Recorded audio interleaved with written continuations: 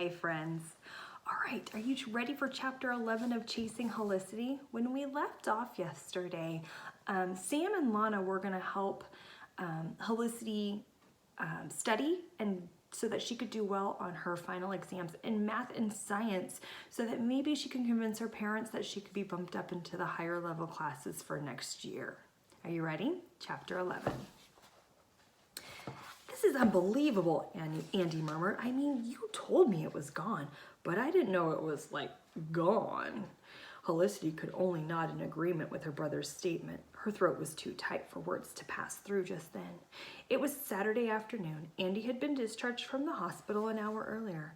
At his insistence, he, Helicity, and their parents had driven in their new sedan, purchased the day before, to the spot where their house once stood. After seeing the endless television coverage, newspaper photos, and some of the devastation up close, Helicity thought she'd be prepared to see what was left of their house. But there was nothing left to see, except for the hollow crater of their basement. Even the chimney was just a pile of bricks.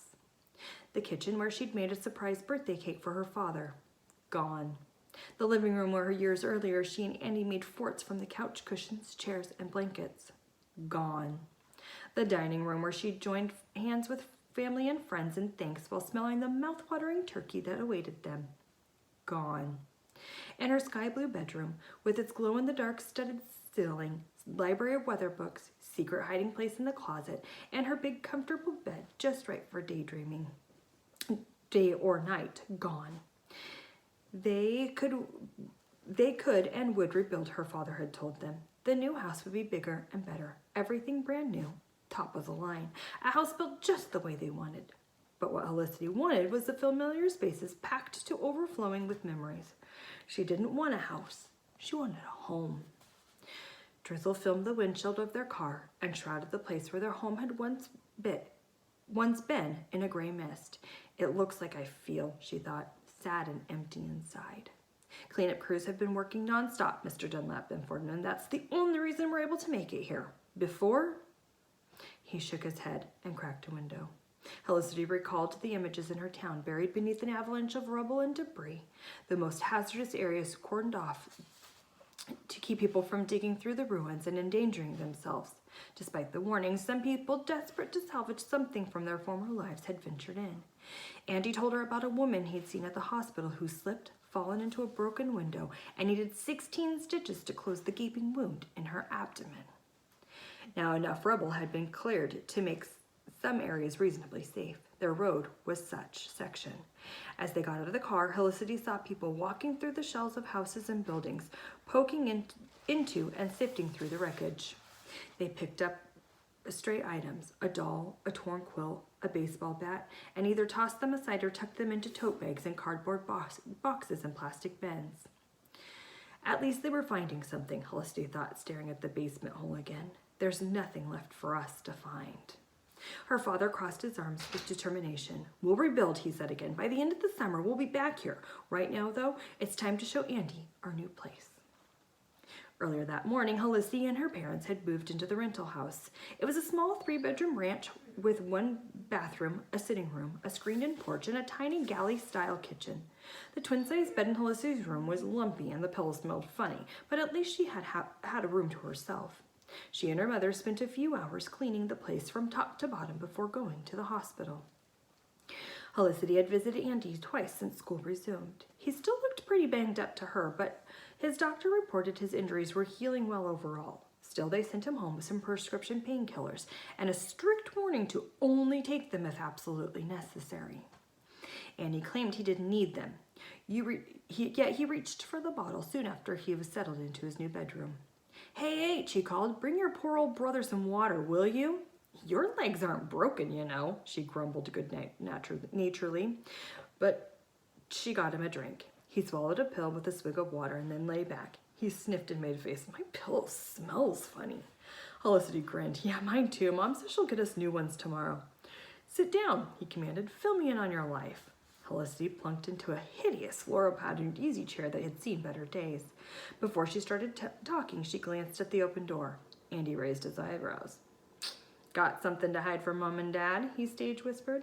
Helicity hesitated, then nudged to the door with her foot so it swung closed. It's not that I'm hiding anything, she said. I just haven't told them something I'm doing. Is this something you're doing naughty and dangerous? She rolled her eyes. Of course not. It's just some people have been helping me so that I can do well on my finals next week. She told them about Lana and Sam. Andy looked puzzled. Why wouldn't you tell Mom and Dad about that? He held up his good hand. Wait, I already know the answer. If you tell them and you don't do well, you'll feel like a failure. I hadn't thought of it that way, actually, but now that you mention it, yeah, the truth is, if I do ace the exams, I'm going to ask them to let me take honors next year. Andy grinned. No kidding. He shrugged and then he winced, gingerly rubbing his shoulder. Stupid painkillers, they take forever to work. Makes me want to take another. He dropped his hand. Listen, H, I say go for it. Who knows, maybe this Laura woman will help mentor you or something. Lana, Helicity corrected. And what's mentor? Someone who takes you under their wing, guides you along the path to greatness, that sort of thing. Andy gave a big yawn. Anyway, your secret's safe with me. Though if I ever hear of that Sand Kemp trying to do anything with you... Andy! Helicity blushed to the roots of her hair. Just saying, he'll have to answer to your big brother. Busted arm or no busted arm. He wouldn't like that. Now shoo, I have some sleeping to do. Time's up! Helicity scribbled one last answer on her test and then put her pencil down, laid her head on the desk, and groaned. That doesn't sound positive, Sam whisked the papers away, but let me see how you did. He flopped into Lana's spare chair in the office and started going over her work. It was late Wednesday afternoon, and Helicity was exhausted. Sam had pushed her hard into the last 2 days to grasp the physical science concepts of force, waves, matter, and energy. When Lana overheard her struggling, she stepped in and broke the concepts into smaller, more manageable parts. Sam drilled her on her math, too, until Helicity felt like her head would explode if she stuffed one more equation into it. Her studies weren't the only thing tiring her out. That morning, instead of going to regular classes, she went to a counseling session with a handful of other middle school students. Like her, they had lost their homes or the bulk of their possessions in the tornado. Because she'd known them for years, Helicity could tell the losses and the tragedy had affected them. Many seemed to be just staying afloat and in a churning sea of emotions, anger, fear, and panic. Others tried their best to pretend that they were fine, but Helicity wasn't fooled. She knew what was going on in their heads because she felt the same thing. She was still feeling them herself. The younger counselor did his best to get them to talk about their emotions. No one really opened up, though, which didn't surprise Helicity. Kids her age tended to communicate with sarcasm and ridicule, not open honesty, and sharing emotions while their peers were watching and listening was far down their list of things to do.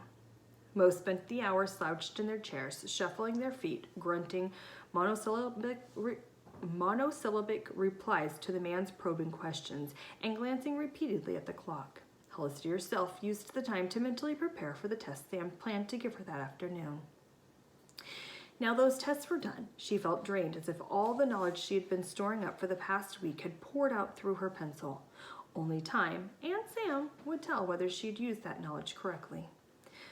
While she waited for Sam to grade her test, she thumbed through her text. There was one from Andy asking how she'd done, telling her he'd be back up with her folks if they'd give her any grief. He also reminded her that he'd pulverize Sam if he did so much as looked at her funny. There was another text from her friend group chat that she scanned but didn't join in on. Another was from Lana asking them to lock up when they were done since she would be in a meeting for the rest of the day and to contact her once Sam had graded the tests. Helicity was sending a reply acknowledging that she'd do that as Lana requested when her phone pinged with an urgent message from Mia. Call me. Helicity sucked in her breath.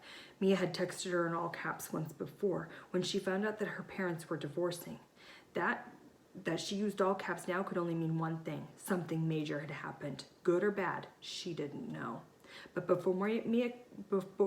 before she could text Mia, Sam's phone suddenly blared. He jumped up, scattering Helicity's test papers, and yanked it out of his pocket. He stared at the screen, then cried, "Yes!"